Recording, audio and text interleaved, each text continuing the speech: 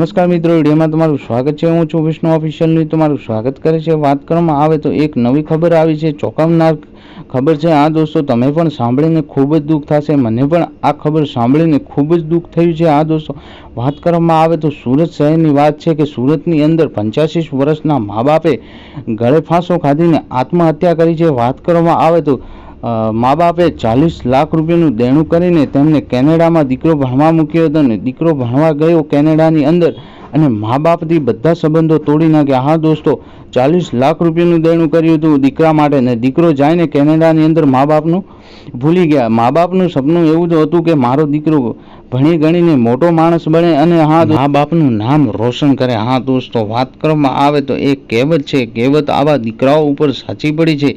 જરણી જણે તો એસા જણ કા સૂર ને કા દાતાર, નહીતર રહેજે માં વાજણી મત ગમાવજે તારો નૂર।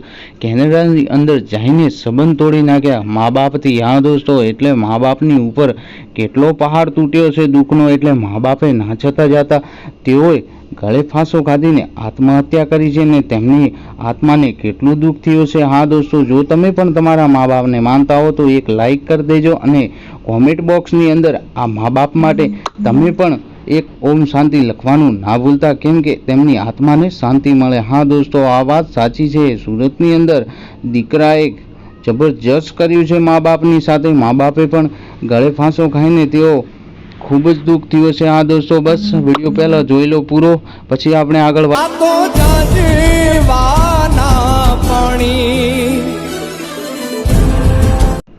હા મિત્રો, આ મા બાપને કેટલું દુઃખ થયું હશે, ગળે ફાંસો ખાધો હશે। એટલે હા દોસ્તો, તમે પણ જો કોમેન્ટ બોક્સની અંદર ઓમ શાંતિ લખવાનું ના ભૂલતા। હા દોસ્તો, તમે પણ તમારા મા બાપને માનતા હો તો એક લાઈક, એક શેર અને સબસ્ક્રાઈબ કરવાનું ના ભૂલતા। મળીએ છીએ એક નવા વિડીયોની સાથે, કેમ કે તમે સબસ્ક્રાઈબ કર્યા પછી મારી ચેનલની અંદર કોઈ પણ નવો વિડીયો આવે તો તમારા સુધી જલ્દી પહોંચે। હા દોસ્તો, મળીએ છીએ એક નવા વિડીયોની સાથે। જય હિન્દ, જય ભારત, જય ગરવી ગુજરાત। બસ મારી વાણીને પૂર્ણ વિરામ આપું છું। જય હિન્દ।